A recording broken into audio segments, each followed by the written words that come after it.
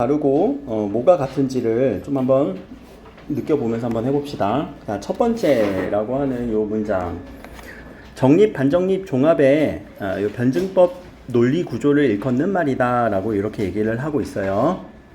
그럼 여기서 이미 대놓고 줬다? 어떤 단어? 구조라는 단어를 줬어요. 구조. 자, 그러면 변증법이 뭔지는 모르겠어. 변증법이 뭔지는 모르겠지만 이거는 지금 구조에 대해서 설명할 거야 라고 얘기를 하는 거지.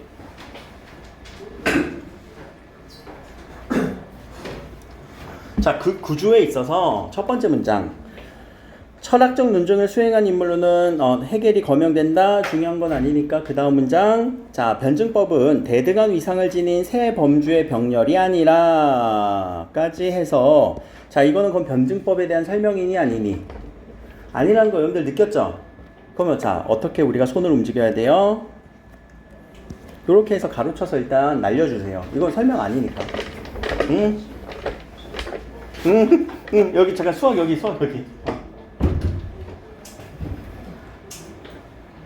자, 아니에요. 이거는 그러니까 설명이 아니에요. 설명이 아니야. 근데 한번 보자. 이 안에서도 몇 개의 범주라고 얘기를 했어? 3개의 범주라고 얘기를 했지. 그럼요, 세 범주라고 했는데 세 범주는 앞에서 제시된 거 같니? 안 된 거 같니? 제시됐지. 누구? 정립, 반정립, 종합. 그럼 이거는 병렬이 아니다라는 얘기를 했어요. 하나 더, 대립적인 두 범주가 조화로운 통일을 이루어간다라고 얘기를 하고 있네. 두 범주의 조화로운 통일. 하나 더, 수렴적 상향성. 이게 구조라고 얘기를 했어요. 그쵸? 수렴이라는 단어는 뭐야? 극한의 수렴. 뭐야, 수렴? 여기서 만나는 거지. 그치? 그리고 상향성이에요. 근데 여기서 범주 몇 가지 얘기했어? 2가지 얘기했지. 잠깐만. 앞에는 3가지였고 3가지는 병렬이 아니라고 했고 앞에서 정립, 반정립, 종합을 3가지를 얘기한 것 같은데 왜 3개가 아니라고 했을까? 여기 2가지만 설명했을까? 빨리 요거를 여러분들이 행간 추론을 해주셔야 된다는 얘기예요. 요 부분은 우리가 행간 추론이 좀 필요한 부분이에요. 그럼 여기서 남은 한 범주는 어디에 있는 거야? 이건 사람들마다 생각이 달라. 왜? 명시적으로 지금 제시한 문장이 아니니까. 그래서 상향성이 있대. 그러면 일단 대립적인 거 찾아줘야 되겠지. 대립적인 두 범주는 어떻게 찾아줄래? 누구? 정립? 그럼 이거와 대립되는 것? 반정립? 됐네. 자, 그러면 얘네들이 조화로는 통일의 수렴이 되면서 상향성을 가진대요. 상향성은 어디로 가야 돼? 위로 가야지. 그럼 그 위에는 누가 있겠니? 이름 보자. 종합. 그럼 적어도 이런 구조구나 라는 거는 이해는 해주셔야 돼요. 알겠죠? 자, 지금 제가 이렇게 손을 움직이는 거는 구조 얘기했잖아요. 구조 나오면 무조건 그려주시길. 구조 나면 무조건 그려주는 거예요. 자, 해겔에서 변증법은 논증의 방식을 넘어 라는 얘기는, 자, 요 문장도 조금 더 생각을 한번 해보자. 자, 논증의 방식임을 넘어 논증 대상 자체의 존재 방식이기도 하다라는 것을 제가 임의적으로, 자, 요거 논증의 방식 1번이라고 놓고요. 2번 논증 대상 자체의 존재 방식을 2번이라고 놓을게요. 그러면 자, 이 넘다라는 말의 의미는 뭘까? 넘다라는 말의 의미. 1번이 아니라는 얘기, 1번이 아니고 2번이다 라는 얘기일까? 앞에서처럼. 그럼 넘어라는 말은 뭐야? 논증의 방식임을 넘어 라는 말은 뭐라고 이해할 거야? 그렇지. 이것도 있고 쟤도 있고 얘 포함해서 얘도 있다 라고 우리는 and라고 생각을 해야 되는 거예요. and의 조건이란 말이야 이거는. 그러니까 논증 방식도 되지만 아니야, 존재 방식이기도 해. 논증 방식, 존재 방식. 지금 2가지가 나오고 있죠. 논증의 방식, 존재의 방식. 근데 누구의 존재의 방식?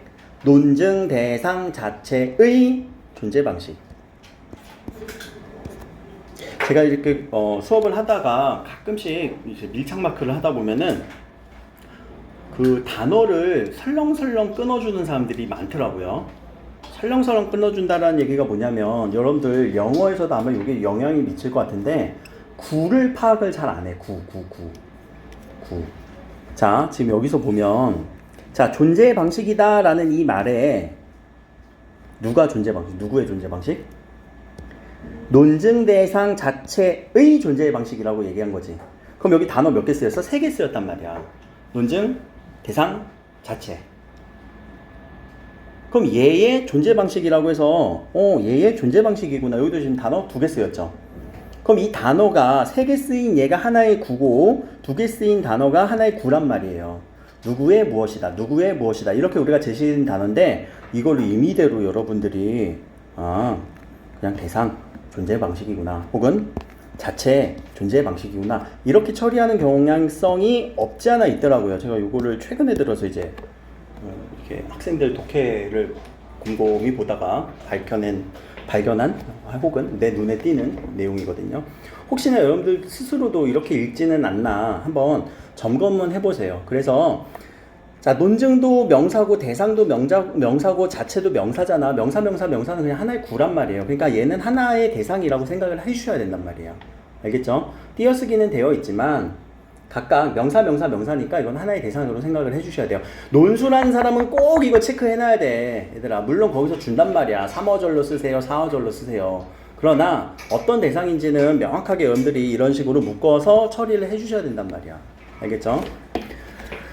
자, 그리고 나서 하나 더 여기에 연결되는 표지 즉 이라는 말은 무슨 의미가 앞에 있는 내용을 뒤에서 정리해 준다는 얘기지. 그럼 정리 한번 해봅시다. 앞에 있는 내용과 여기 있는 내용과 뒤에 있는 내용은 서로 비슷해야 될 거예요. 그쵸? 그럼 즉을 기준으로 앞과 뒤가 서로 비슷한지 보자. 세계의 근원적 질서인 이념의 내적 구조도 이념이 시공간적으로 현실적으로 드러나는 방식도 병준법칙이 잠깐만 문장이 안 끝나잖아. 어디서 끝난 거야 문장이? 여기서 끝나? 너무 어렵다라고 한번 욕을 뱉어주시고 미안해서 너무 막 시험장에서 이렇게 하지 마. 속으로만 해. 야 문장 되게 길죠. 그쵸? 그리고 근데 문장이 길수록 여러분들 어떻게 하라고요? 분석해 주라고요. 구조를 파악해 주시라고요. 자, 문장이 크게 보면은 지금 몇 개로 나눠지니? 크게 보면 3개? 3개? 아니야. 4개야. 누구 기준으로? 쉼표 기준으로. 알겠지? 쉼표가 3개니까 그러면은 3개 아니지. 꼭 띄어쓰기 해갖고 띄어쓰기 3번이면은 세어절이라고 생각하시는 분들이 있어요. 띄어쓰기 2번이 세어절이에요. 그러면 쉼표 3번은 4개의 지금 부분이죠. 그럼 첫 번째 뭘로 끝났니? 내적 구조도라고 했지. 이 부분에서 야 구조도 이러면 이거 그림의 도자일까? 내적 구조도 뭐 이렇게 구조를 그린 그림일까? 아니라는 게 뒤에서 요 부분을 보고 느끼셔야 된단 말이야. 그러면 이것도지. 오케이? 그럼 첫 번째 여기서의 1번 이념의 내적 구조. 그 다음 문장의 2번 드러나는 방식.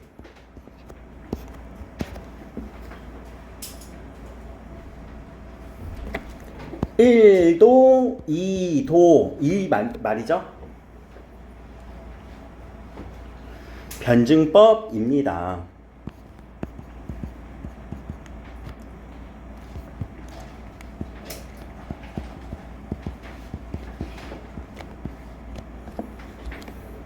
자, 하나 더. 이념과 현실은 자, 그럼 이념은 뭐예요? 근원적 질서죠. 3개의 근원적 질서예요. 3개의 근원적 질서. 이게 또 하나의 구예요. 그럼 1번이 3개의 근원적 질서는 이념도. 두 번째, 현실로 드러나는 현실도 하나의 체계를 이룬다. 하나의 체계, 무슨 체계? 변증법적 체계죠. 그럼 변증법적 체계는 앞에서 얘기했던 요 구조대로 이루며 이 두 차원의 원리를, 두 차원은 무슨 차원이에요? 두 차원은 이념과 현실에 드러나는 방식도. 그래서 이 원리를 밝히는 철학적 논증도 변증법적 체계성을 가져야 된다. 그러면은 자 여기서 하나 더 얘네들도 변증법이고 이것을 밝혀놓은 또 누구까지? 철학적 논증까지. 3번이라고 할게요.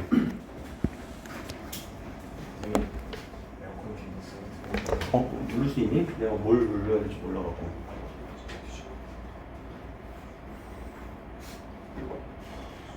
뭘 눌러야 되냐? 설마 난방이 돼 있지 않겠지? 바람이 나와? 무풍이야? 원래 나오는 거야? 안 나오는데? 아예 안 나와? 아직 한 문단밖에 안 했잖아. 응? 자, 그래서 결국 그 대상도 다 변증법이어야 돼요. 그리고 이것을 드러내는 논증도 변증법적이어야 돼요. 라고 얘기를 했어요. 그럼 자, 여기서 또 한번 맞춰보자. 즉, 앞과 뒤가 서로 맞춰야 된다고 얘기를 했어. 그럼 즉, 앞은 논증의 방식을 넘어 라고 하는 요 1번 동그라미는 어디에서 또 서술이 됐니? 논증의 방식을 넘어. 그럼 논증의 방식도 변증법이어야 된다고 얘기했지. 논증의 방식이 어디 나와 있어? 마지막 철학적 논증도. 철학적 논증 방법도. 자, 뒤에 논증 대상 자체의 존재 방식은 이념이지. 그리고 현실로서 드러나는 거지. 이념과 드러나는 거. 이게 논증 대상 자체의 존재 방식과 대응되는 구조. 요거를 그래서 좀 도식화를 다시 한번 하면요. 분명히 앞에서는요. 제가 요렇게 쳤던 보라색의 논증 방식을 먼저 얘기를 했고요. 그 다음에 요 주황색의 논증 대상 자체에 또는 현실로 드러나는 방식도 라고 얘기를 했어요. 그런데 즉을 기준으로 얘가 좀 설명이 바뀌었죠. 논증 방식이 뒤에서 나오고요. 그리고 얘가 조금 더 세분화되면서 두 개로 자세하게 서술이 됐죠. 그쵸? 자체도 현실로 드러나는 것도 변증법이기 때문에 논증 방식도 변증법이어야 된다. 근데 앞에선 분명히 변증법으로 해야 된다. 뒤에서 자체도 변증법이다. 라고 하는 이 즉 기준으로 순서를 이렇게 바꿔버렸단 말이야. 근데 이렇게 쓰는 거는 되게 흔한 케이스예요. 고3 지문에서. 근데 이거를 우리가 따지지 않고 그냥 읽다 보면은 무슨 말이야, 아유 알긴 알겠어, 그냥 읽긴 읽겠어 라고 생각을 하고 전혀 생각 없이 읽게 된다라는 거죠. 자, 그래서 이 부분을 좀 주의하셨어야 되지 않을까. 자, 그리고 나서 이어서 자, 헤겔이라는 사람의 철학이네요. 미학도 철저히 변증법적으로 구성된 체계 안에서 다루려고 합니다. 아, 미학도 변증법이라고 얘기를 하고 있어요. 그럼 변증법은 아까 뭐라고? 정립, 반정립, 종합의 구조일 거다. 정, 반, 합의 구조일 거다.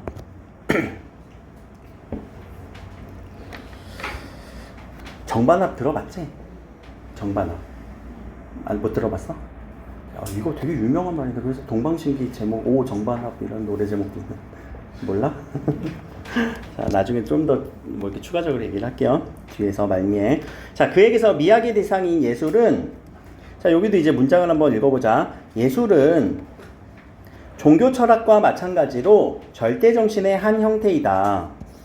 그럼 지금 대상 4개 나왔거든요. 첫 번째 예술, 두 번째 종교, 세 번째 철학, 네 번째 절대정신. 그럼 얘네들이 지금 병렬적으로 연결된 것과 아니면 위계가 좀 잡힐까? 위계질서 잡히니 아니면 병렬적이니? 병렬적으로 잡히기도 해. 누구는 병렬적이야? 그렇지. 예술, 종교, 철학까지는. 근데 얘네들은 하나의 위계성 같이 왜 절대정신의 한 형태라고 했으면은 위에 놔야 돼? 밑에 놔야 돼? 위에 놔야 되겠지.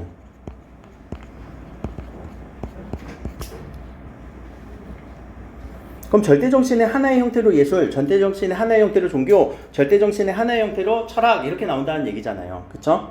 자, 여기까지 이해를 됐고요. 그럼 절대정신은 무엇이냐? 절대적 진리이다. 그리고 이념이다. 그리고 이념을 인식하는 인간의 정신 영역이다. 자, 하나 더. 이념에 대한 설명 지금 처음 나왔니? 아니지. 앞에서도 나왔지. 그럼 이념에 대한 설명 앞에서 지금 요 문장에서는 뭐라고 했어? 절대적 진리라고 얘기를 했죠. 근데 앞에서 뭐라고 했어? 이념은 무엇이었다라고 얘기를 했니? 근원적 질서. 이념. 절대적 진리, 이념. 야, 그럼 위에 있는 이념과 밑에 있는 이념이 달라? 선생님 밑에서는 미약이었잖아요. 아, 물론 뭐 다르다고. 근데 요 느낌은 서로 비슷해, 안 비슷해? 근원적 질서야 절대적 진리야. 비슷해, 안 비슷해? 비슷한 느낌 들죠? 그래서 연결시켜주면 된다고요. 자, 그럼 절대정신은 우리가 이념이라고 하는 것도 봐야 되고, 야, 근데 하나 더. 절대정신 자체도 우리는 그럼 뭐처럼 유지가 돼야 되겠어? 변증법의 논리의 구조를 가져야 된다라고 앞에서 얘기를 했었죠? 그쵸? 자, 예술 종교 철학은 절대적 진리를 동일한 내용으로 하며 절대적 진리를 동일한 내용으로 한대요. 그러면 여기 절대정신, 절대적 진리, 이념을 동일한 내용으로 한대요. 라고 할 때, 자, 요 부분을 이따 과학에서도 같이 할 건데, 상위에서 우리가 하위로 이렇게 갈라지는 형태로 설명을 하는 방식을 분석이라고 할까, 분류라고 할까? 분석이라고 할까, 분류라고 할까? 빨리, 자, 석 아니면 분류인데, 둘 중에 하나다. 하위 갈래로 이렇게 갈라지는 형태의 종류별로 갈라졌지. 예술의 종류로, 종교의 종류로, 철학의 종류로. 그럼 이걸 우리는 분류라고 얘기를 한단 말이에요. 자, 앞에 정반합의 구조다라고 얘기를 할 때는 이건 분석이에요. 분석은 구조를 형상화시키는 이런 느낌도 있어야 되는데, 분류는 이걸 어떻게 구조화시켜? 그냥 다르는 거지. 그쵸? 자, 이렇게 학교별로 우리 나눠봅시다. 학교별로. 아니다, 우리 성별로 나눴네? 재민아, 이쪽으로. 자, 이렇게 하면은 성별 기준으로 갈랐지? 분석이야, 분류야? 분류지, 얘들아. 그치, 분류잖아. 자, 그러면 지금 여기서 분류가 되는 순간, 여러분들 이거 진짜 느껴야 돼요. 그럼 분류되는 요 지점은 공통점이에요. 비교점이에요. 비교는 우리가 같은 비슷한 점이니까. 자, 그리고 분류된 다음에 이 하위 갈래들은요, 여기서는요, 차이점이 드러나요. 대조예요. 그래서 우리가 분류되는 그 지점이 나오면 꼭 여러분들이 도식화 해놔서, 아, 이거 상위는 공통점이고 하위는 대조겠구나 라고 생각까지 이어가야 된다. 분석하는 게 오히려 더 쉬워. 구조를 그리는 게 나으니까. 근데 분류할 때 이거 가끔 놓쳐요, 우리가. 근데 이 지점을 여러분들한테 집요하게 물고 늘어질 것이다. 그럼 자, 다 절대적 진리라고 얘기를 했어. 그럼 예술도 절대적 진리가 내용이고, 종교도 절대적 진리가 내용이고, 철학도 절대적 진리가 내용이라고 하는 거죠. 다만 무슨 차이가 있어요? 형식의 차이, 인식 형식의 차이다. 그럼 얘네들은 차이점이 뭐가 드러났다고요? 인식 형식의 차이라고요.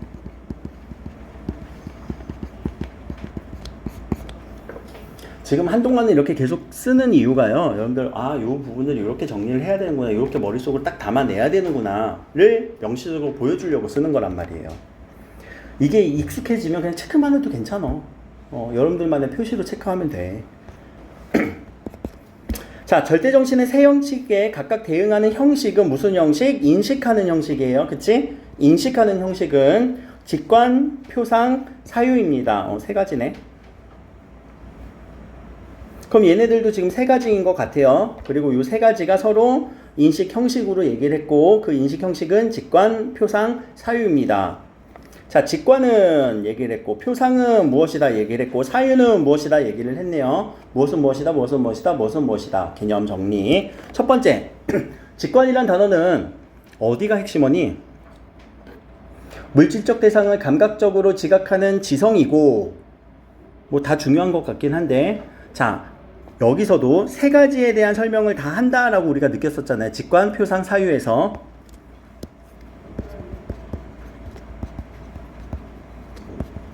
그럼 직관, 표상, 사유가 어느 부분이 핵심인지는 잘 몰라. 하나만 읽어서는 절대 이거는 알 수는 없어. 알아서도 안 돼. 나 좀 괜찮지 않니? 누구보다? 누구보다? 누구보다? 모르잖아. 그치? 어떻게 알아? 하나의 대상만 읽고. 그러니까 직관만 읽고 나서 어디가 핵심이다 라고 생각은 할 수 있지. 여러분들이 독서 스킬이 많이 있다면. 그럼 하나만 더 읽어보자. 표상. 자, 표상은 물리적 대상의 유무와 무관하게 해서 딱 끊고, 이건 벌써 차이가 드러났죠. 어디와 어디의 차이예요? 이거는 무관합니다. 물질적 대상이어도 되고요, 아니어도 돼요. 근데 앞에서 직관은 꼭 누구여야 된다고 했어? 물질적 대상이라고 한다고 했어. 자, 요 부분의 차이점들을 캐치를 해내는 거예요. 차이점에서, 대조해서, 분류해서. 그럼 여기다가도 정리하시면 되죠. 물질적. 그럼 표상은 무관.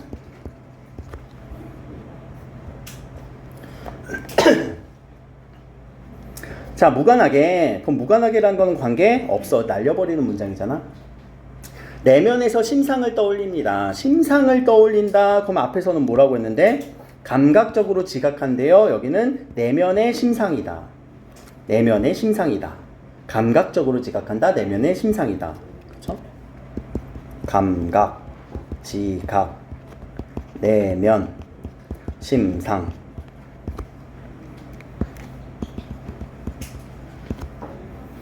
이 단어 두 단어를 보면 뭐 직관과 표상은 여러분들 문학에서도 많이 얘기를 할 건데, 야, 문학이 어떤 개념하고 연결돼야 되니? 추상적 관념이냐 아니면 감각적이냐 구체적이냐, 이런 대비들이 우리는 항상 문학에서 대비를 시켜주는 거죠. 시에서 특히 그런 내용인 것 같아요. 배경지식을 조금만 한 스푼 더 해보면. 자, 세 번째 이제 사유에 대해서 봅시다. 그럼 사유는 뭘까? 모르겠네. 자, 대상을 개념을 통해 파악하는 겁니다. 개념을 통해서 파악하세요. 그리고 하나 더, 순수한 논리적 지성입니다. 그럼 이건 물질 또는 무관, 이게 아니라 그냥 개념을 통해서, 개념 먼저네. 개념 우선이에요. 그리고 논리적인 사유예요.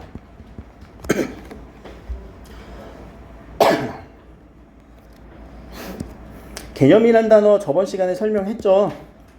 개념 뭐라고? 개념은 큰 틀이 되는 생각. 그러니까 큰 틀이 되는 생각이 없으면 파악도 못해요. 수능에 대한 개념 또는 논술에 대한 개념이 없으면 파악을 못해요. 문학에 대한 개념이 없으면 문학 파악 못해요. 독서에 대한 개념이 없으면 파악 못해요. 그럼 독서 개념은 뭐길래? 지금 이렇게 내가 어디를 어떻게 정리를 해야 되냐라는 방법적인 개념인 거죠. 자, 이 세 형태는 각각 직관하는 절대정신, 표상하는 절대정신이고요. 해겔에 따르면 직관의 외면성과 표상의 내면성은, 자, 하나 더, 직관은 무슨 성이 있어? 외면성. 자, 앞에 봐봐. 빨리 외면하지 말고. 외면성은 아니겠지. 왜? 다음 게 보니까 내면성이라고 나왔으니까. 연결되니? 연결되는 것 같은데 내면성, 내면. 그치? 근데 물질적은, 외면성은, 외면이라는 단어가 안 나왔죠. 근데 외면, 겉으로 드러나는 뭘 보는 거야? 물질적인 모습, 감각적인 모습, 내가 지각하는 모습을 지금 여기서 외면성이라고 얘기를 한 것 같아. 이런 단어들의 관계까지도 여러분들이 순간적으로 딱 캐치가 되느냐 안 되느냐, 이게 약간 이제 독해력의 차이를 발생시킨다. 약간이라고 했어요. 절대적이진 않아요. 자, 하나 더. 사유에서 종합됩니다. 잠깐만. 그럼 얘네들은 정반합이죠. 왜? 반, 서로 반대되는 개념이고 합이 일어납니다. 그래서 똑같이 우리가 한번 써볼까? 직관, 표상, 사유 라고 하는 무슨 구조? 변증법의 구조까지 대응이 되겠네요. 그쵸?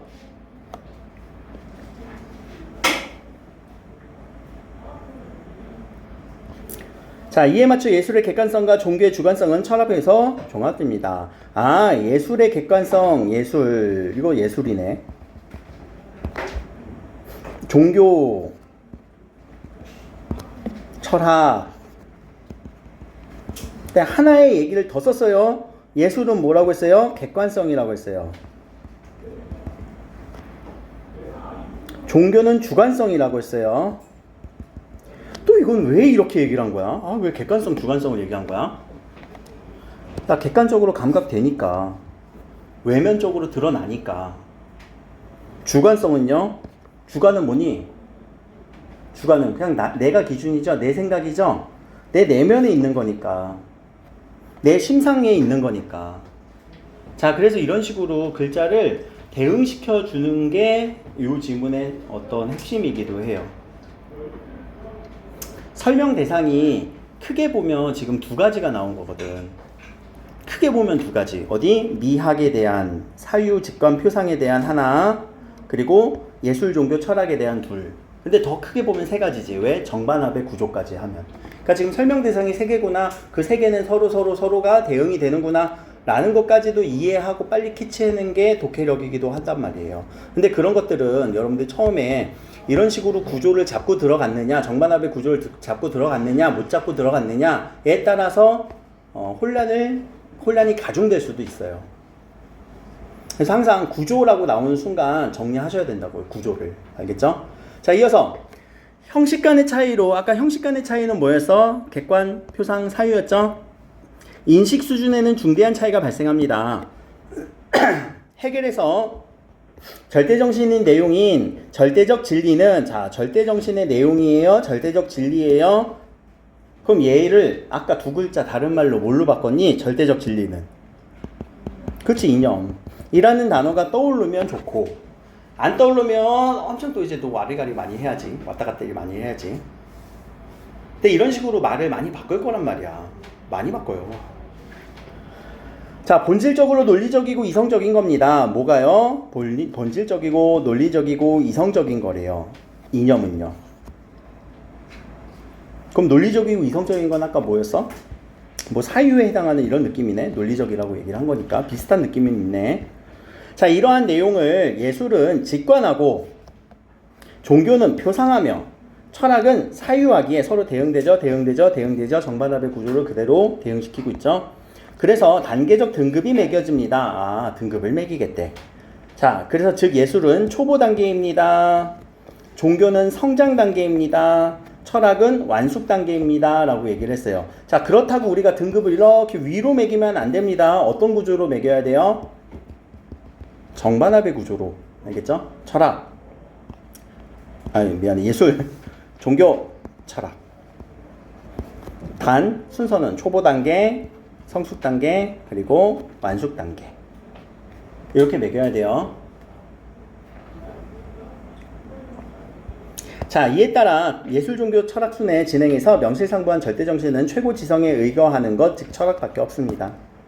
까지. 자, 예술이 절대정신으로 기능할 수 있었던 것은 언제밖에 없었어요? 옛날밖에 없어요. 선사시대 정도밖에 없어요. 막 벽화에다 그림 그리고 그땐 예술이잖아. 그거밖에 없어요. 라는 말까지. 자, 요 얘기를 이제 읽고 나서 우리가 가서 문제를 풀었던 거를 한번 볼게요.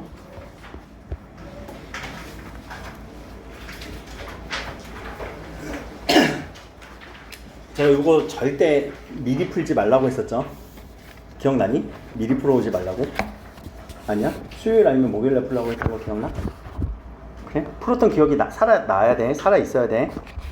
자, 그럼 첫 번째 가에 대한 얘기를 볼 건데, 자, 선택지에서도 우리가 구조를 빨리 한번 파악을 해보면 모두라고 했고 달리는 날려버려, 나와 달리는 날려버려. 그쵸? 그럼 가를 읽고 한번 읽어볼 수 있는 것들 한번 봅시다. 자, 가는 특정한 철학적 방법에 기반한 특정한 철학적 방법, 우리 말로 바꿀 수 있니? 어떤 방법? 변증법에 기반한 체계를 바탕으로 예술의 상대적 위상을 제시하고 있다. 자, 예술의 상대적 위상이라는 게 뭐야? 위상이 뭐야? 위상이란 단어를 그냥 무한 긍정으로 처리한 사람이 있더라고. 아니야, 위상이 높다, 낮다. 위상이 있다, 없다. 그럼 위상이란 건 그 사람의 지금 현재 위치란 말이야. 그럼 상대적 위상 제시했니? 예술 위치 어떻대? 1단계. 초보 단계. 그럼 이거 말 되네? 여기까지 말 되죠? 자, 그래서 전개 방식에 대한 문제잖아요. 그럼 이런 전개 방식은 항상 여기 밑줄 치고 여기 밑줄 쳐서 말이 바뀌면 된다. 그쵸? 자, 2번 선택지 갑시다. 가는 특정한 철학적 방법, 변증법이네. 상반된 평가하고 있니? 예? 상반되는 서로 그냥 왔다 갔다 해야 되잖아. 이거 X네. 그럼 나는 볼 필요도 없을 거고. 자, 3번. 나는 안 볼 거야. 나는 안 볼 거야. 가는 봐야지. 자, 특정한 철학적 방법의 통시적인 변화래. 특정한 철학 방법 변증법에 통시적 변화. 통시적이라는 단어가 뭐니? 통시. 시간의 흐름이에요. 통신한 단어는 시간의 흐름이에요. 시간의 흐름에 따라서 해결 다음에 뭐 이렇게 바뀌었어? X 띵 띵. 그럼 자 1번, 3번, 4번 중에 하나가 나중에 나올 것이다 라는 거. 이렇게 전개 방식도 잘라서 들어갈 수 있으면 좋고요. 자 1번, 2번. 자 여기서 가에서 알 수 있는 해겔의 생각이라고 했는데, 그럼 해겔이 변증법에 대해서 얘기를 했던 부분들 또는 미학에 대해서 얘기를 했던 부분들, 이런 것들을 갖고 와야 되고, 하나 더 내용일치 부분일 수도 있죠. 혹은 여러분들이 약간의 추론을 해야 되는 부분일 수도 있어요. 누구의 생각? 이 해겔이 무슨 생각했는지. 그럼 자, 이 추론이라는 단어를 여러분들 조금만 더 구체적으로 생각을 해보자. 우리가 가끔 추론 문제가 나오거든요. 많이 나오지. 가끔이 아니라 매번 한 문제씩 나오지. 그럼 어떤 추론이 많니? 어떤 추론이 제일 많어? 이유 추론이지, 이유. 그렇죠? 이유. 어떤 이유를 추론하세요 라는 문제가 가장 많아요. 근데 두 번째, 관계 추론하는 문제도 심심치 않게 나와요. 얘랑 얘는 무슨 관계더라? 세 번째, 말 바꾸기 때문에 추론이라고 하는 경우가 많아요.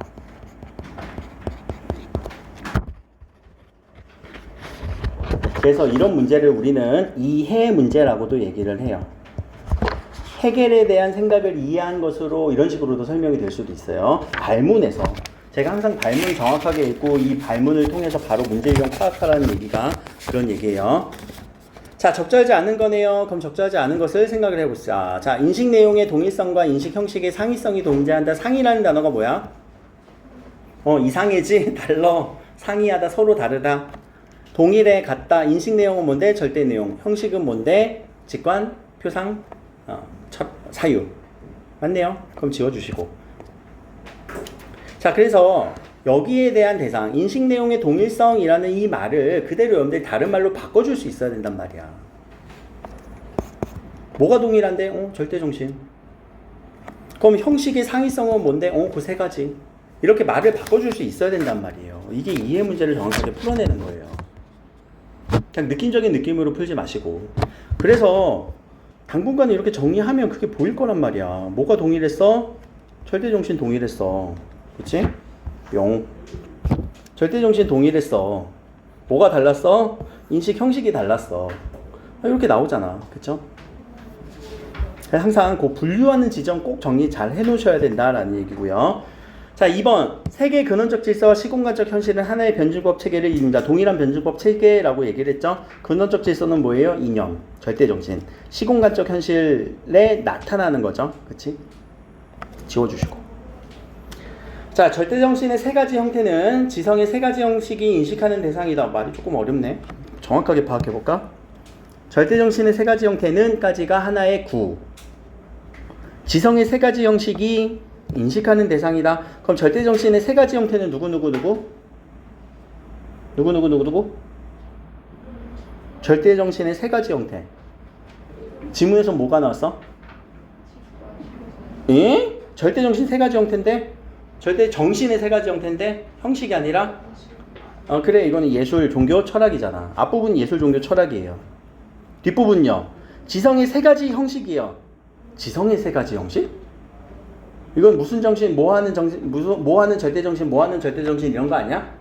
직관하는 절대정신, 사유하는 절대정신, 직관표상, 사유란 말이에요. 자, 그런 대상이 인식하는 대상이래요. 그럼 얘네들이 이렇게 인식하는 걸까? 아니야? 서로 대응되지 않았어? 무슨 말이 들렸어, 그러면?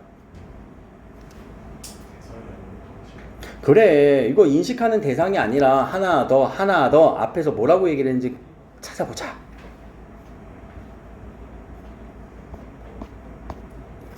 대응하는 형식이라고 했어요. 대응하는 형식. 그쵸? 대응하는 거예요. 관계가 완전히 틀려버렸죠. 야, 대응하는 거랑 인식하는 거랑은 전혀 다르잖아. 그치? 그래서 여기 대응하는 대상이다. 대응이라고 하면은 맞을 가능성이 높아요. 그리고 일부 뭐 이렇게 다른 해설서들 보면은 그냥 여기가 틀렸어 이렇게 얘기를 하는데 그 여기가 틀릴 이유는 딱히 없었던 것 같기도 한데, 이거를 어떻게도 얘기를 하냐면 세 가지 형식이 인식하는 대상이다. 무엇은? 절대정신은. 그냥 절대정신은. 이렇게도 얘기를 해요. 절대정신은 요 세 가지 방법이 인식하는 대상이다. 이렇게 설명해도 맞기도 할 것 같아요. 그래서 아무튼 이 단어와 이 단어는 서로 이렇게 서로 인식하는 대상이냐 아니냐 아니다 대응을 해야 된다라고 요 부분을 우리는 틀렸다라고 명시적으로 얘기를 할 수 있어야 됩니다. 4번은요. 방식이기도 하고 존재 방식이다. 맞죠? 기억이 났고요. 자, 내용은 본질적으로 논리적이고 이성적인 겁니다. 거의 뭐 이념과 같았던 내용도 있었죠. 그렇게 해서 4번, 5번 지워주시면 되는 거고요. 자, 요 문제가 생각보다 안 풀렸던 분들은 말을 바꾼다거나 혹은 이렇게 관계를 정리해 주는 거, 그 부분을 좀 눈여겨봐 주세요. 지문을 나오면 어떻게 해야 되는지 봐야 되고. 자, 3번 선택지 한번 봅시다. 이건 이제 응용을 한 거잖아. 먼 별들을 바라보는 것에요. 직관하고 있네요. 그쵸? 직접 바라보고 있으니까 감각적으로. 자, 하늘을 상기하는 겁니다. 상기란 건 뭐야? 떠올리는 거지? 떠올린다, 심상이다, 표상 맞네요. 지워주시고요. 요렇게 해서 지워주는 거죠. 자, 타임머신을 타고 미래로 가는 상상합시다. 상상은 뭐야? 내면, 심상이지? 표상. 자, 판타지 영화를 떠올려 봅시다. 표상. 맞네. 그치? 지워주시고. 초현실적 세계가 묘사된 그림. 직관. 보는 거니까, 감각적으로. 상상력 개념에 의거한 이론을 따라 분석하는 사유. 상상력 개념에 의거한 이론에 따라 작품을 분석하는 것은 사유를 통해서. 이거는 맞네. 사유 왜? 이론에 따라서. 이론은 하나의 무슨 말로 바뀔 수 있어? 개념. 그렇죠? 자, 개념을 설정하는 것은 사유. 이를 바탕으로 새로운 감각을 이끄는 창작을 기획하는 거예요. 직관 A. X 4번. 기획은 뭘로 해야 돼? 얘들아, 기획하려면 뭐가 발동해야 돼? 기획하려면 사유가 발동해야 되지? 얘들아, 논리적으로 하는 거니까. 사유.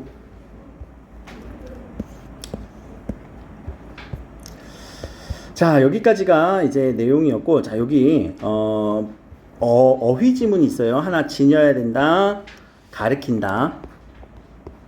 지니다, 가르키다. 한번 가서 확인해 봅시다.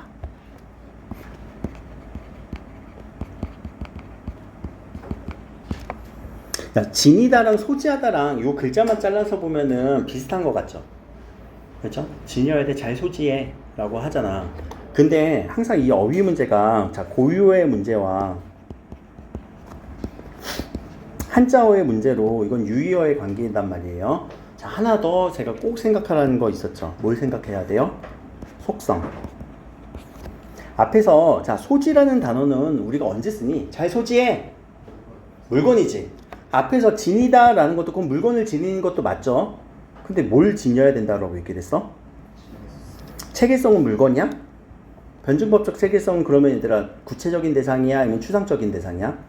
추상적인 대상이지? 오케이, 속성이 다르단 말이에요. 그쵸? 그래서 항상 그 속성까지 생각할 것. 이거 많이 틀렸어. 이거 생각보다 많이 틀렸어.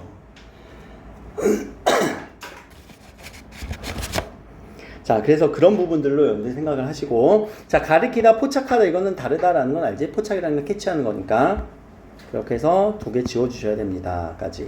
자, 이제 나를 가서 한번 읽을 건데요. 이제 나에 대한 얘기를 우리가 빨리 읽을 거예요. 이거는요. 왜? 앞에서 어느 정도 정리가 됐다라는 전제 하에. 자, 가서 나 지문을 같이 한번 봅시다. 자, 수업하는 지문을 옆에다가 제가 수업을 쓸게요. 자, 그러면 이제 가나 연계 지문으로 많이 나왔을 때는 분명히 연결성이 있다라는 얘기잖아. 그럼 어떤 연결성을 우리가 잡아줘야 되느냐라는 얘기를 보면 얘가 무슨 말 하는지를 우리가 봐야 돼. 변증법의 매력은 종합에 있다. 자, 처음 나온 지문 아니지? 아, 종합에 있다. 종합이 가장 핵심이다. 자, 종합의 범주는 두 대립적 범주의 하나적 일반적 승리로 끝나도 안 되고, 고유한 본질의 규정이 소멸되는 중화 상태로 나타나도 안 된다. 이거 안 돼요, 저거 안 돼요. 그치? 이것도 안 돼요, 그것도 안 돼요. 그럼 이 사람의 생각이야, 아니야? 아니야. 이 사람은 이거를 바라지 않아. 일단 가로치고 넘겨주시고. 첫 번째는 뭐야? 일방적 승리 안 돼요. 두 번째, 소멸도 안 돼요. 근데 이거는 변증법이 가져서는 안 되는 특징이잖아. 그치? 그럼 이 사람이 강조하려는 걸 찾아줘야 돼. 물론 아니라는 걸 강조할 수도 있지만 맞는 게 강조하는 포인트여야 돼요. 그럼 어떤 걸 포인트로 지금 얘기를 하고 있어? 양자의 본질적 규정이 유기적 조화, 고양된 최상의 범주 되게 어려운 말이야. 결국 뭐 하라고? 종합하라는 말인 것 같습니다. 혹시 몰라서 고양이란 단어 뭐니? 고양. 고양.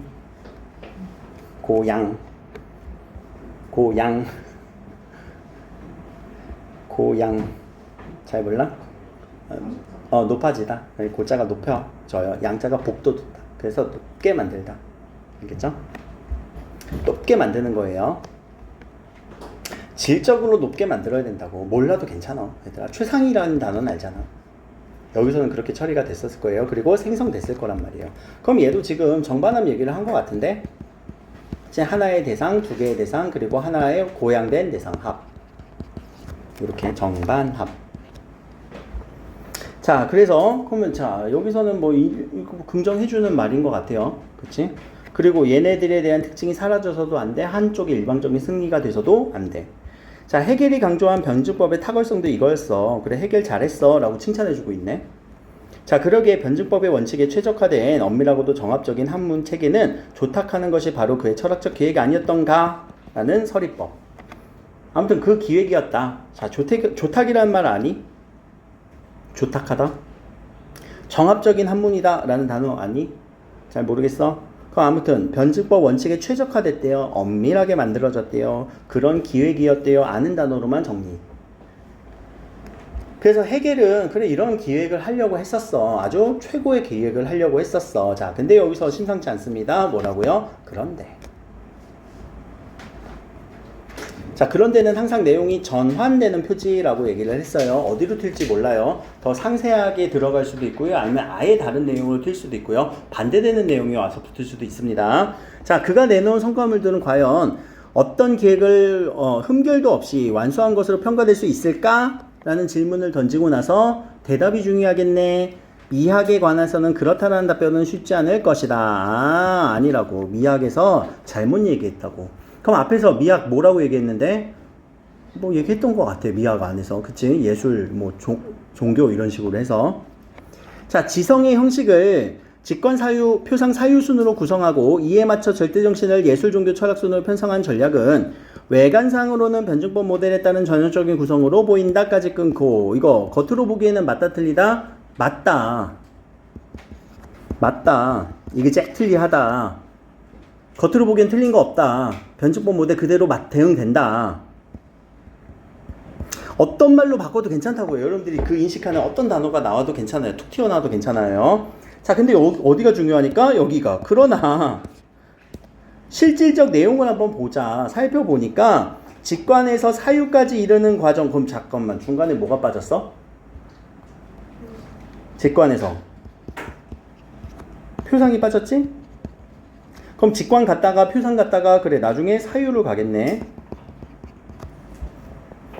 이 과정에서는 외면성이 점차 지어집니다. 잠깐만, 외면성은 누구한테 있었던 거예요? 외면성. 야, 외면하지 말라고. 자면서 외면하지 마 라는 외면성은 직관이었잖아. 겉으로 드러나는 거야. 자, 내면성이 점증한다. 내면성. 그 외면성은 낮아지고 내면성이 점증한다 라고 하는 것이 보여요. 하나 더, 예술에서 철학으로 가면 직관은 예술이었을 거고 종교였을 거고 철학이었을 거예요. 그랬을 때는 객관성이 지워져요. 주관성이 강화되고 이렇게 드러나요까지. 진정한 변증법적 종합은 이루어지지 않는다라고 비판하고 있네. 야, 그럼 이건 왜 비판하고 있니? 이유를 찾아야 돼. 왜 이렇게 얘기하면서 비판을 했어? 아까 첫 번째 문단에 다 나왔어. 이유는 둘 중에 하나가 이겨서 돼? 안 돼? 안 돼. 근데 여기서 지금 누가 이겼어? 표상, 종교가 이겨버렸잖아. 그리고 나서 철학으로 올라갔잖아. 사유로 올라갔잖아. 둘이 또 뭐에서도 안 돼? 중화돼서도 안 돼. 그런 것들 안 되는데 얘가 이겼잖아. 그래서 비판한 거예요. 누구의 미학 체계에서? 해겔의 미학 체계에서. 심지어 우리 추론도 한번 해보자. 자, 해겔은 예술을 몇 번째 단계로 넣었어? 1번 초보 단계로 놨지. 종교를 2번 단계로 놨고 사유, 철학을 3번째 단계로 놨지. 그럼 1단계, 2단계, 3단계로 올라가는 건 얼핏 맞는 것처럼 보이지만 얘들아 누가 이긴 것 같아? 아니, 종교가 이긴 거잖아. 그러면 된다 안 된다? 안 된다라고 이미 전제를 깔아놨단 말이에요. 어디에서 전제를 깔아놨어요? 1문단에서 전제를 깔아놨단 말이에요. 1문단을 그래서 정확하게 읽지 않은 사람은 여기 와서 왜 이런 비판을 하는지 그 근거를 찾을 수가 없단 말이에요. 오케이? 자, 직관의 외연성 및 예술의 객관성의 본질은 무엇보다도 감각적 지관성인데 이러한 핵심 요소가 그가 말하는 종합 단계에서 완전히 소거됩니다. 소거란 단어는 뭐예요? 소거법 알죠? 지워버렸다. 그럼 여기서는 이런 외면성, 객관성이 여기 나와 안 나와? 안 나온다. 종합되지 않는다. 질적으로 고양되지 않는다. 어떤 말이 써도 괜찮습니다. 그러니까 여기서 아예 없다고요. 그리고 또 예술은 머나먼 옛날에서나 국한되어서 우리가 절대정신의 자리를 위치했을 것이다 라고 얘기를 마지막 줄에서도 했었잖아. 그러니까 그거에 대한 비판이었던 것 같아. 그치? 자, 마지막. 자, 변증법에 충실하려면 해겔은 철학에서 성취된 완전한 주관성이 재객관화되는 단계에 절대정신을 추가했어야 할 것이다 라고 자기의 생각을 얘기하고 있죠. 그러면 재객관화되는 단계에 절대정신을 추가하세요. 어디에서요? 철학에서요. 그럼 이 철학이 다시 뭐가 돼야 된다고? 재객관화돼야 된다고. 이 단계가 필요해. 변증법의 단계에서 이 단계를 하나 더 했어야 돼 라고 얘기를 한 거예요. 자, 재객관화네. 그럼 재자 빼면은 얘도 역시 뭐였어? 객관화된 거죠. 객관화된 건 앞에서 뭐였어? 여기 예술 직관이 다 객관성이었지. 그럼 예술처럼 취급해야 돼, 직관처럼 취급해야 돼 라는 말일 수도 있어요. 근데 그것까지는 우리가 따지진 못했을 거야, 읽으면서. 근데 이따가 말씀드릴게요. 자, 왜냐면 예술은 철학 이후의 자리, 철학 다음에도 재객관화의 그 자리 차지할 수 있는 유력한 후보입니다. 그래서 실제로 많은 예술작품은 사유를 매개로 해서 설명되지 않는가라는 거는 누가 먼저예요? 예술작품이 먼저예요? 사유가 먼저예요? 요 문장에서 사유가 먼저란 말이에요. 사유를 통해서 뭐가 만들어진다고? 예술이 만들어진다고. 잠깐만, 사유는 최고 단계의 철학 지존이었는데 예술은 초보 단계였는데 안 맞지. 해겔의 생각과 안 맞고 이 내용을 보니까 사유를 통해서 진짜 궁극적인 어떤 예술들이 발생하는구나 라고 얘는 얘기하고 있단 말이야. 자, 그래서 이는 풍부한 예술적 체험을 한 해겔도 알 거야. 그래서 너무 아쉬워 라고. 뭘 아쉽긴 아쉬워, 그렇게 비판을 해놓고선. 자, 요 얘기까지. 자, 그래서 요 얘기까지 잠깐 했는데 요거 배경지식 그냥 늘려주는 차원에서도 얘기할게요. 우리가 정반합의 원리가 이 해겔이 많이 썼는데 요런 경우가 있어요. 우리가 정의라고 하는 거는 현재에서 일어나는 건데 얘는 항상 반이라고 하는 갈등을 겪어요. 그러고 나면 맞아, 새로운 단계인 합이 일어나는 이 구조, 정반합 요 구조예요. 근데 다시 이 합은 뭐가 된다고요? 정이 될 수 있다라는 말이 지금 마지막 요 지문이 하는 얘기예요. 그럼 다시 정이 나오면 얘들아 또 뭐가 나와야 되겠니? 뭐랑 또 갈등을 겪어야 돼? 반이랑 갈등을 겪고요. 그 다음에 뭐가 돼? 합이 돼. 그럼 이 합은 또 뭐가 돼? 정이 되고요. 반이 되고요. 합이 돼요. 이 지문에서 그렇다는 게 아니라 이거는 그 변증법의 논리적으로 얘기를 하는 거예요. 그러면 수도 없이 이것을 겪어서 최종 목적지인 뭔가 아주 절대정신이 있겠지? 우리 세상으로 얘기하면 이 절대정신에 해당하는 유토피아가 있겠지? 그래, 그런 유토피아가 만들어질 거야 라고 생각하고 주장하는 사람은 조심하세요. 공산주의니까요. 해겔의 이 변증법적 원리가 레닌 마르크스에 통해서 공산주의의 원리로 차용되었어요. 자, 그래서 우리가 겪는 지금 현재는 분명히 이런 갈등을 겪어내서 조금 더 나아지는 세계가 만들어져. 그리고 나서 그 세계 속에서도 우리는 갈등이 있어서 또 좋은 세계가 만들어질 거야. 그래서 궁극적으로는 유토피아가 만들어질 거야. 그러니까 조금만 참어. 현실에서 조금만 참어. 우리 인민들이여, 노동자들이여, 고조 우리 인민들이여, 동무들 좀만 참으시오. 우리 혁명을 완수하는 그날까지 참으십시오 라고 이렇게 얘기를 한단 말이에요. 공산주의에서는 실제로도 지금까지도. 라는 이런 구조. 그러니까 이런 구조를 아는 사람은 사실 이 지문 자체가 어렵지는 않았을 건데 이 지문 이렇게 아는 걸 누가 알았겠니? 안 그래? 여러분들 수능에서. 또는 현장에서. 자, 근데 이게 뭐 완전히 뭐 다른 얘기냐? 그러진 않습니다. 자, 여러분들 지금 실력이 있을 거예요. 정에 대한 실력이 있죠, 지금. 현재 자신의 실력. 분명 걔네들은 순탄하지 않아 갈등을 겪을 거란 말이에요. 아씨, 나 이거밖에 못해? 아, 나 좀 더 하고 싶은데? 그러고 나서 이 갈등에서 머물러 있으면 절대 실력 발전 안 일어나요. 질적으로 고양된 합의 상태가 올 거란 말이에요. 9등급에서 8등급. 거기서 이제 또 갈등을 겪다가 7등급. 이렇게 해서 올라가는 그런 그러니까 항상 이 갈등을 겪는다, 힘들어한다, 공부 힘들지? 그치? 짜증나지? 어디서 어떻게 해야 될지도 모를 때도 많지? 그게 반의 상태예요, 여러분들. 근데 그거 이겨내면 어떻게 돼요? 질적으로 고양된, 새로 생성된 그런 내용들. 그럼 이게 어디로 사라지냐? 아니야, 나 원래 실력 있었어. 그리고 그 갈등을 통해서 내가 무엇인가를 얻게 되었어. 어느 한쪽으로 승리로 이끌어내지도 않잖아. 그게 공부의 원리기도 해, 사실. 자, 그러면 이렇게 읽었는데 문제는 풀리냐 보자. 이게 문제지. 자, 기억은 정반합 변증법의 구조죠. 자, 니은은요, 직관, 표상, 사유죠. 예술, 종교, 철학.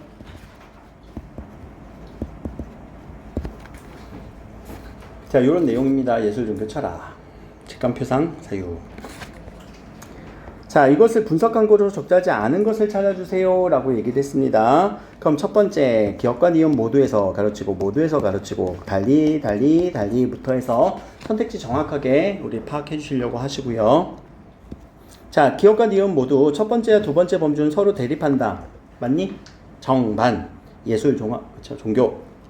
자, 모두에서 두 번째, 세 번째 범주는 수준상의 차이가 존재한다. 얘가 이겼죠? 그쵸? 요 얘기예요. 그러니까 구조를 파악하면 이 문제는 그냥 풀린다. 자, 기억과 달리 니은에서는 범주 간 이행에서 첫 번째 범주의 특성이 날수록 강해진다. 첫 번째가 강해져? 예술 종합 철학에서 범주 간 이행에서. 그리고 나의 글쓴이의 관점이라고 얘기를 했어요. 나의 글쓴이의 관점이야. 그럼 니은에선 범주 간 이행에서 첫 번째 범주의 특성이 강해지니? 예술 종합 철학? 아니지. 예술은 지금 점점 떨어진다라고 얘기를 했었잖아. 그럼 이거는 틀렸네. 그쵸? 야, 그러면 기억과는 다른 거 맞아? 기억은 어떻게 된대? 정반합은? 아까 정반합, 이 나에 대한 글쓴이의 생각이라고 했어. 그럼 나에 대한 글쓴이의 색은 정반으로 갈수록, 정에서 반으로 합으로 갈수록 하나의 특성이 약해져? 아니지. 한쪽이 이겨? 아니지. 소멸돼? 아니지. 그래, 그거는 아니야. 뭐가 강해져서도 안 돼. 뭐가 약해져서도 안 돼. 그 얘기를 했단 말이야. 알겠죠? 나의 글쓴이에 대한 생각이에요. 이게 기억이 지금 어디에 있어? 가에 있었지.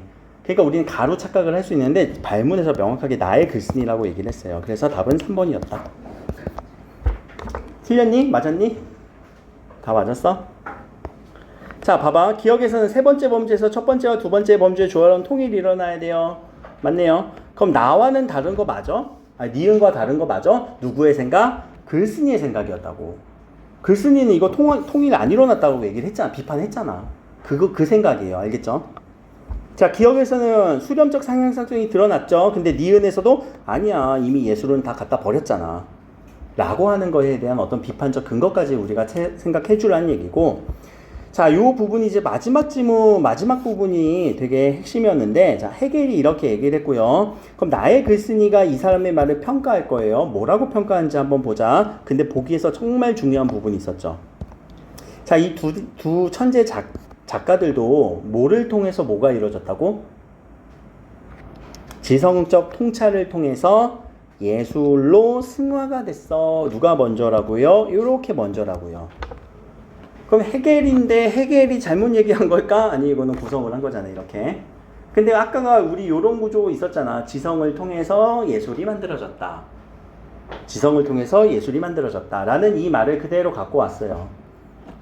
그럼 그 말은 네, 선생님의 기본 논증 방법을 연결하면 이런 말이 되겠네요. 라고 해서 누구의 생각을 찾으라고? 해겔 생각 아니야. 가의 생각이 아니야. 나의 생각을 찾아주면 돼요. 그래서 그의 나의 생각을 그대로 가져와서 찾아주면 3번이라고 보면 되겠죠. 예술이 현실에서는 정립 단계에 있는 것으로 다시 설정을 해야. 아, 미안해. 아, 2번이잖아. 미안. 쏘리. 2번. 자, 외면성에 대응하는 예술은 점점 현실에서 어떻게 돼요? 떨어져요. 그치? 그런데 현실에서 그 내면성을 바탕으로 한 절대정신의 자리를 예술이 다시 상정할 수도 있겠군요. 지성적 통찰은 절대정신이라고 우리가 볼 수 있잖아. 내면적 성숙성을 바탕으로 한 그 끝판왕이군요. 절대정신이군요. 라는 말로 연결. 알겠죠? 그래서 지문에 있어서의 이 사람의 생각을 잘 정리해 주는 것이 필요했고, 자, 여기서 3번. 끝난다. 자, 요거는 일방적 승리로 끝난다. 라는 얘기. 진짜 엔드가 되는 거니? 끝난다? 그럼 한번 볼까? 밑에서. 귀결되어서도 안 되고, 이 귀결이라는 단어를 잘 모르겠다. 그럼 자, 귀결은 잠깐 패스. 자, 보면 실질적인 내용을 살펴보자, 직접 보겠다라는 거죠. 근데 여기서 밑에서 간주하다라는 말은 뭐예요? 그것을 여기겠다라는 거죠. 간주라는 건 여긴다라는 거예요. 얘들아, 나 선생님 말고 친구로 간주해. 친구로 볼 거야? 비슷하지? 근데 여기서는 내용을 보자라는 거잖아. 직접 그걸 보자라는 거잖아. 알겠지? 그러니까 무엇으로 간주하다라는 것은 무엇으로 여기다 이런 느낌이니까 당연히 다른 얘기예요. 자, 종합은 이루어지지 않는다. 이때는 결성되지 않는다. 결성은 뭔데? 얘들아, 결성하다라는 단어는 결성하다. 뭘 결성할 거야? 어떤 단체를 만드는 거지. 근데 종합은 이루어지지 않는다라는 건 뭐야? 만들어지지 않는 건 뭔가 단체가 만들어지는 거 아니라 직접 뭔가 결성되는 게 아니라 종합으로 나아갈 수 없다. 결론을 내릴 수 없다. 뭐 그런 말일 것 같아요. 자, 그럼 귀결이란 단어를 꼭 정리해 주세요. 귀자가 무슨 귀자? 학원 끝났어요. 집에 가는 길 무슨 길? 귀갓길. 그쵸?